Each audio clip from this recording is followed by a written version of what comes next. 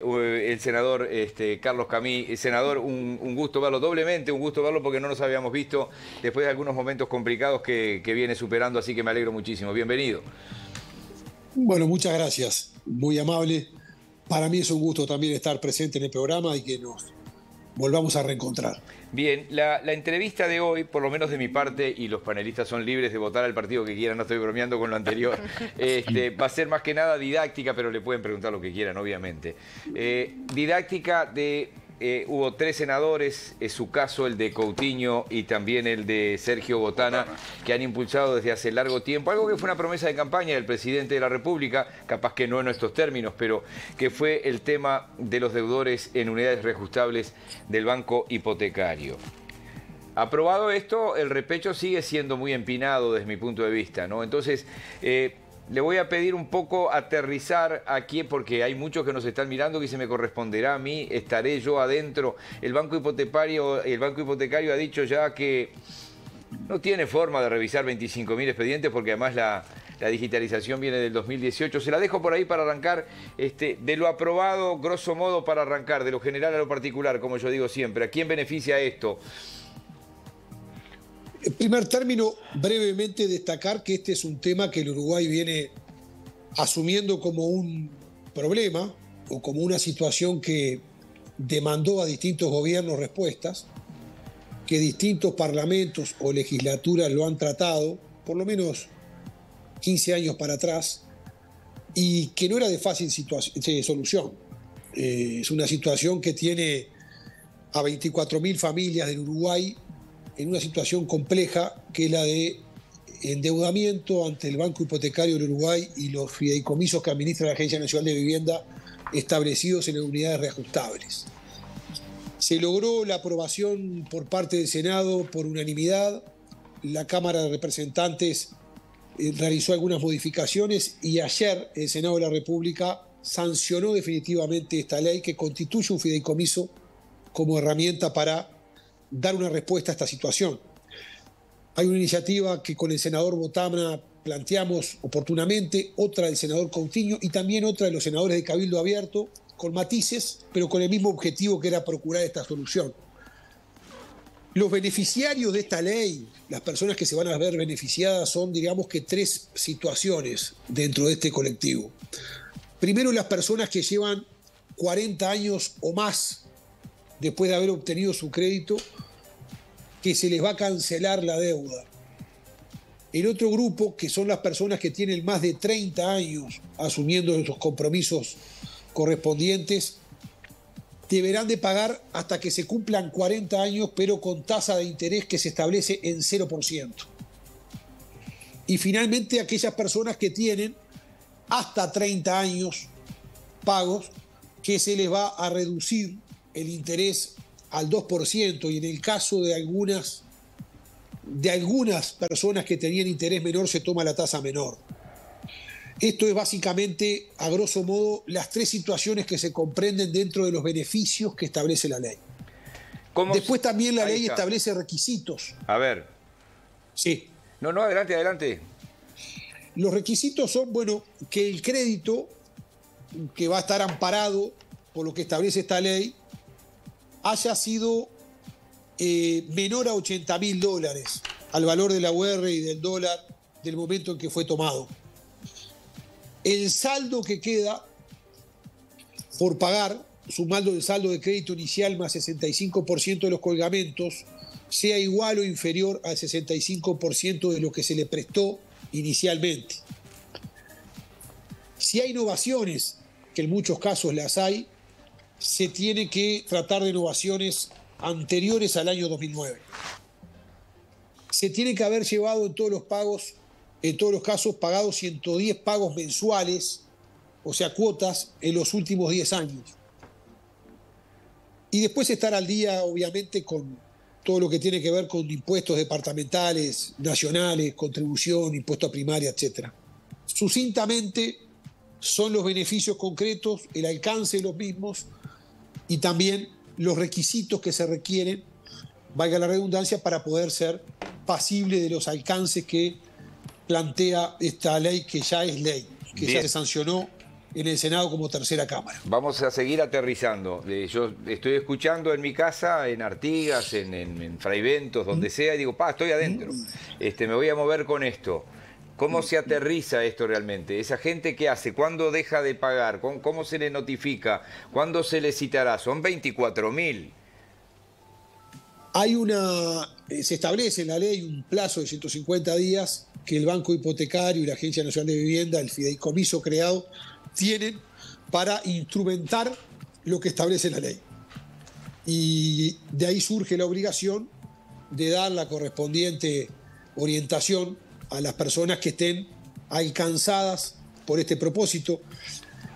Tal vez las 24.000 familias iniciales comprendidas en el proyecto que planteamos oportunamente en primera instancia no sean en su totalidad las alcanzadas, porque las modificaciones que realizó la Cámara de Diputados establecieron algún matiz o algún detalle que puede alcanzar alguna situación o no comprender alguna situación.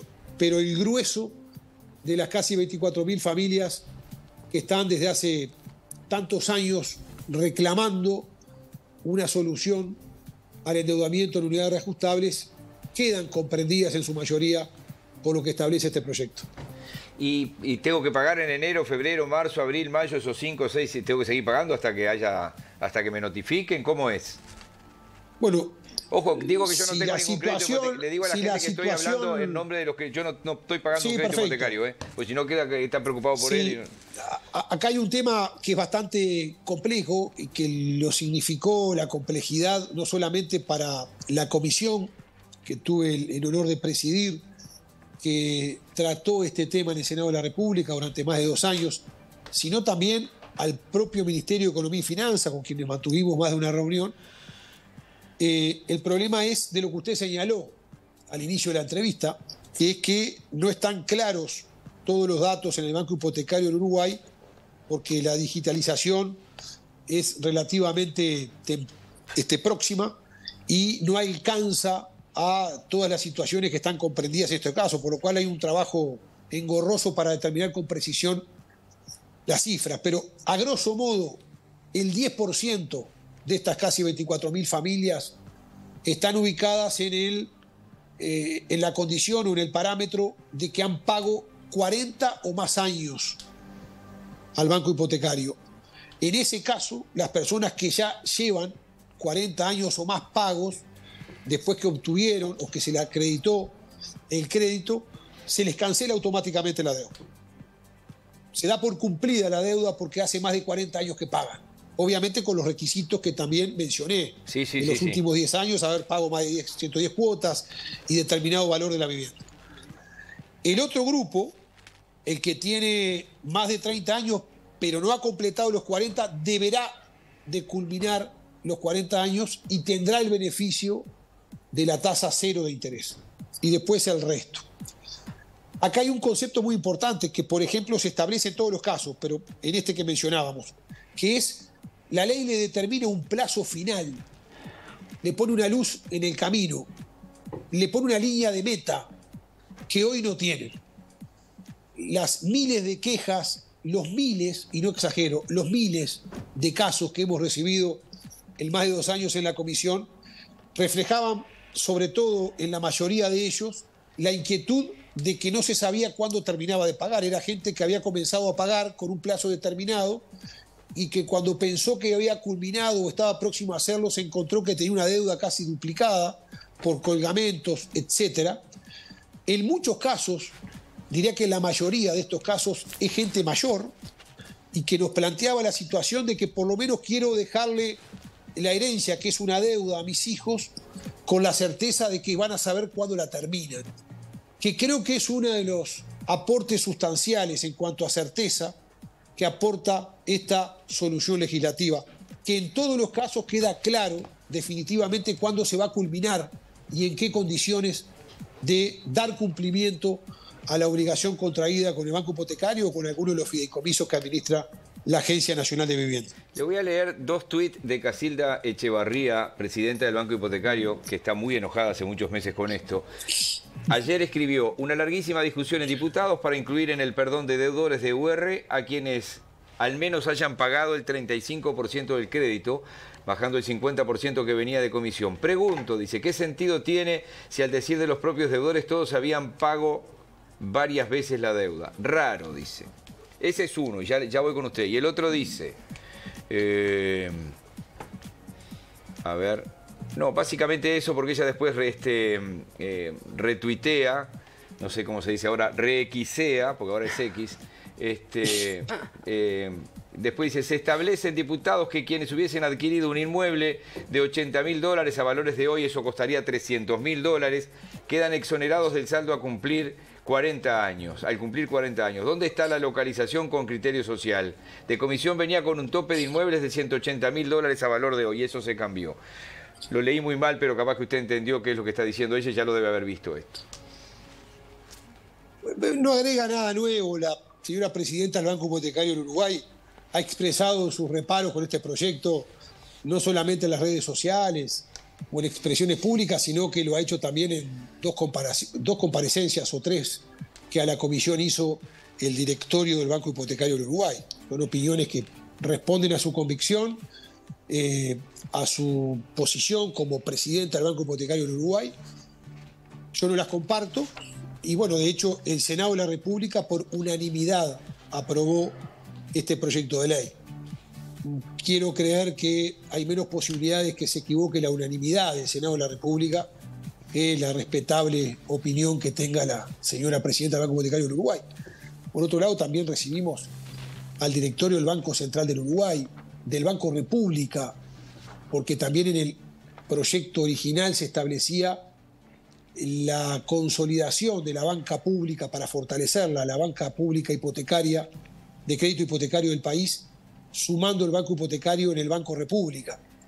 Y finalmente no se aprobó. Y también el Ministerio de Economía, y todas las opiniones fueron distintas a la que plantea la presidenta del Banco Hipotecario del Uruguay. Pero la respeto, es una opinión valedera de alguien con formación y que tiene entendimiento en este tema. No es lo que compartimos. Podemos dar muchísimos casos de expresiones concretas, de situaciones específicas que contradicen lo que señala la presidenta. Pero no es el caso de discutir sobre esa opinión, sino dar conocimiento a toda la población afectada de una solución legal que, reitero, hace mucho tiempo que se plantea. Yo recordaba en la fundamentación de esta propuesta en el Senado de la República en la pasada jornada, que recuerdo en la anterior legislatura, que también fui senador de la República, en noviembre del 2017 el ex senador Larrañaga planteaba, él decía con lealtad y honestidad la situación y la injusticia de este tema. Hubo incluso también un proyecto de ley sobre el final del periodo anterior del senador Heber. En fin, no en vano, tres partidos distintos plantearon una situación y el propio Frente Amplio terminó votándola. Así que creo que es muy clara que acá se está dando una situación de respuesta que se requería a una situación que, reitero, tenía agobiada desde hace más de 10 años o 15 años a deudores que inclusive sufrieron hasta el cierre parcial o la suspensión de actividades parcial que tuvo en la crisis del 2012 el Banco Hipotecario del Uruguay, y que dejó de ser un banco social, cambió su carta orgánica cuando en el 2007 se creó la Agencia Nacional de Vivienda. Por tanto, creo que la situación que padecen estas personas de casi 40 años de haber sacado el crédito, de haber pagado en algunos casos más de 2 veces la propiedad y seguir debiendo, de haber asumido colgamentos que fueron implantados de manera unilateral por el banco. En fin, hay razones varias que sustentan y justifican lo que acaba de aprobar el Senado de la República y lo que es ley. ¿Qué tal, senador? Antonio Maeso habla, un gusto. Igualmente, Antonio. Yo, al igual que Miguel Nogueira, no le debo nada al Banco Hipotecario en el día de hoy, pero sí supe deberle. Y le voy a decir mis números, porque yo, como me gustaban los números, tenía una planilla que mes a mes iba teniendo. Yo le pedí, hace 40 años estamos hablando de esto, $8.000 al Banco Hipotecario, pagué durante 10 años la cuota que tenía que pagar, y cuando estaba debiendo, cuando estaba en ese momento, debía $25.000, hubo una quita del 30% de los colgamentos y aproveché la situación para saldar la deuda. O sea que lo que usted dice es así, lo viví en carne propia. Y usted quiere decir que no es un tema nuevo. Ahora, esta nueva ley, mi preocupación es lo siguiente. Esta nueva ley arregla este tema para los que hoy están pidiendo un préstamo, porque si no, estamos corriendo a calecita. O sea, tenemos quitas y arreglamos el tema y de acá a unos años tenemos otra quita y de vuelta el tema. ¿O lo arregla o estamos solucionando un tema injusto, como usted dice? Sí, muy claro, Antonio. Lo arregla en el entendido de que esta es una solución dirigida exclusivamente a la unidad reajustable, es decir, al endeudamiento de unidades reajustables. Hoy ya no se prestan unidades reajustables. No, es genuino. La situación para comprender mejor lo que persigue como objetivo esta norma que se ha sancionado es que en Uruguay, si nos trasladamos 40 años para atrás, la única forma de poder adquirir un préstamo para comprar o para acceder a la vivienda era el banco hipotecario. Sí. Y la unidad era la unidad reajustable. Después se creó la UI, la unidad indexada, y pasó a ser, como es hoy, una de las monedas sobre las cuales se puede adquirir el préstamo. Y por supuesto que hoy también hay diversidad de oportunidades de oferta en la plaza, con bancos privados que aparte van ganando terreno ante el banco hipotecario en el mercado hipotecario en el país. Por tanto, es para atender una situación de personas que quedaron atrapadas en ese régimen de la unidad reajustable que hoy no existe. Hoy si se va a sacar un préstamo, saca en dólares o en unidades indexadas. No se va a prestar en unidades reajustables. Esto es una solución, digamos, para este grupo de personas que quedó enmarcada, atrapada, no hay que dar un juicio de valor, de rehén, hemos dicho en alguna oportunidad, de ese marco concreto. No alcanza lo que viene. En todo caso, para lo que viene, a nuestro juicio hay otra situación que no se valoró finalmente en la propuesta porque se entendió que amerita una discusión más profunda, que es la de incorporar lo que hoy es el banco hipotecario al Banco de la República Oriental del Uruguay con una dependencia específica de crédito hipotecario, de manera de que fortalezca el crédito hipotecario público, que es lo que no está pasando hoy. Si uno mira de 10 años a esta parte, disminuye la participación en el mercado del banco hipotecario. Es un banco que da pocos créditos por día y eso también debería ser lo que nos preocupa desde el punto de vista de los nuevos, de las nuevas personas, de los nuevos ciudadanos que quieren adquirir vivienda, que tengan en plazo una entidad pública también, una oferta pública también hipotecaria fuerte. Cierro con Tomás Friedman. No, solamente cuando uno escucha esta discusión que viene desde hace muchos años, uno tiene entonces toda la sensación de que el Uruguay, el país, ha fracasado en su política de viviendas desde hace mucho tiempo. No hemos logrado darle a los ciudadanos la posibilidad de comprar una vivienda a precios razonables, sin que la deuda se convierta en algo insostenible, con colgamentos, con intereses. Ha fracasado. Fíjese que ahora tuvimos que hacer una ley para salvar a 24.000 uruguayos que estaban ahogados. Lo que hicimos es crear otro organismo más, la Agencia Nacional de Vivienda. Tenemos varios organismos para una misma objetivo. Fíjese además otra cosa. Hoy, en estas circunstancias, tenemos el presidente de la República, el gobierno tiene una posición sobre este tema. El banco hipotecario, que forma parte del gobierno, tiene otra posición. Estamos en las antípodas, dentro del gobierno. Y en el Parlamento tenemos la unanimidad de los partidos políticos diciendo hay que salvar a esta gente. No, me preocupa porque este es un tema que debería ser prioritario. Yo ni hablo de los jóvenes que no pueden acceder a una vivienda, políticas sociales claras. Yo les cuento simplemente la experiencia europea, ¿no?, en materia de vivienda. Ningún préstamo en Europa puede tener más de 25 años y ningún préstamo en Europa para vivienda puede superar el 30% del ingreso del núcleo familiar, pase lo que pase, devaluación, colgamento, intereses. La cuota nunca puede ser mayor al 30% del ingreso y eso asegura que la gente pueda tener su casa. Coincido en la importancia del tema de la vivienda como política social. Coincido que en el país ha quedado demostrado, por lo menos en el banco hipotecario, me refiero a varios gobiernos, que las cosas no se han hecho del todo bien, si no, no tendríamos estos resultados. Y creo que hay que apuntar como prioridad a los jóvenes, que son los principales, digamos, interesados en poder tener vías de acceso a la vivienda flexibles, de fácil acceso, y que por eso creo que tiene que tener también el sector público una oferta importante que no la tiene. Hoy el Banco Hipotecario no cumple ese rol, y no es un juicio de valor a esta administración, menos que menos a la presidenta, que es una persona formada y capacitada. Viene con una historia compleja. Recordemos que a principios del 2000 estuvo cerrado. Recordemos que algunos años después, también en el 2000, a principios de este siglo, hubo que generar la Agencia Nacional de Vivienda, que de alguna manera desmembró, afectó los objetivos, algunos de los principales que tenía la Carta Orgánica Fundacional del Banco Hipotecario, y le quitó ese rol social que pasó a la Agencia Nacional de Vivienda. Es un tema así que tiene que ser, seguramente va a ser en la campaña electoral un tema central en las propuestas de los distintos partidos políticos y los distintos candidatos.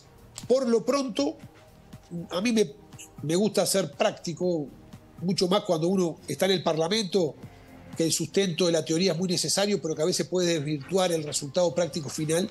Me interesa destacar desde este punto de vista que el Parlamento Nacional logró, después de 15 años, hacerse eco de una demanda importante de la población, de un sector de la población afectado por una situación particular, y no solamente logró una respuesta, sino que la logró por unanimidad, y donde también destaco el respaldo explícito y concreto del presidente de la República, que en el mensaje realizado sobre el estado de situación de la Nación el 1 de marzo pasado, la Asamblea General expresamente destacó su respaldo y refirió a los proyectos que habíamos presentado, quienes los hicimos como propuesta inicial en el Parlamento. Así que, de hecho, es una respuesta dentro del marco de las políticas de vivienda a una situación que se había generado por ese diagnóstico que relataba Friedman y que comparto plenamente.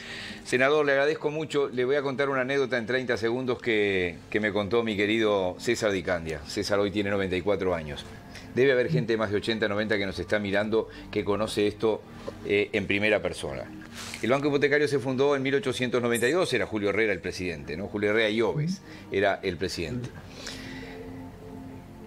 César me contaba que había gente que conocía que en la década del 50 habían comprado unas casas muy lindas en el Parque Rodó y en Pocitos, de Bello y Reborati y todas esas casas ahí.